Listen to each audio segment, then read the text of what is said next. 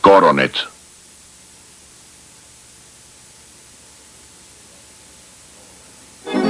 WGBH, Boston, presenta, en asociación con el Museo de Arte Metropolitano, un proyecto de Annenberg CPB.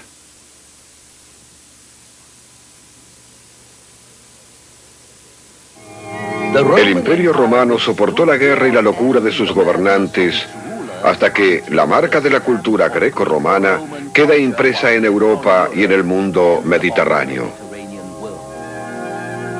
Entre los más afectados se encontraban los judíos, y entre los judíos un resurgimiento de la herejía que transformaría a Occidente. El surgimiento del cristianismo, esta vez en la tradición de Occidente.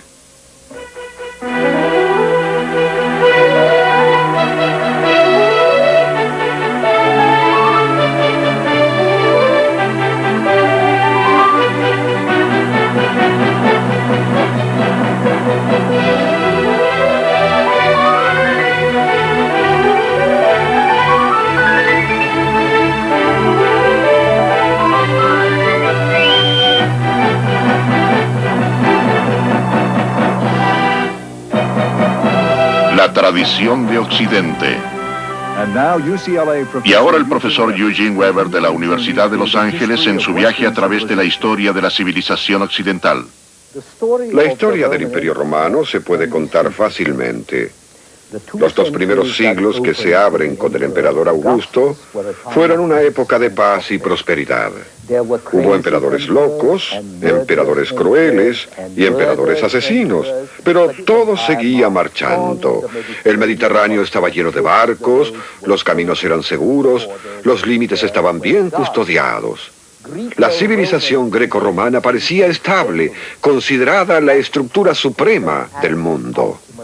La historia ya no era un proceso, sino un registro de cómo la civilización había llegado a ser estable y perfecta. La política no significaba cómo debían ser las cosas, sino qué se debía hacer para mantenerlas así. El siglo III, sin embargo, fue época de progreso, guerra civil, hasta el reinado de Diocleciano, desde el año 284 hasta el 305 después de Cristo, periodo de reorganización y reconstrucción. Durante casi otro siglo hubo una paz relativa, pero luego todo se resquebraja. La economía se quiebra, las provincias son invadidas por los bárbaros, Roma es saqueada, y en el 476 después de Cristo, Rómulo Augustulo, el último emperador en gobernar desde Roma la parte occidental del imperio, se retiró al campo. Y así llegó el final, unos 5 siglos después de la batalla de Accio, y luego el comienzo de la paz de Augusto. Todo fue muy notable.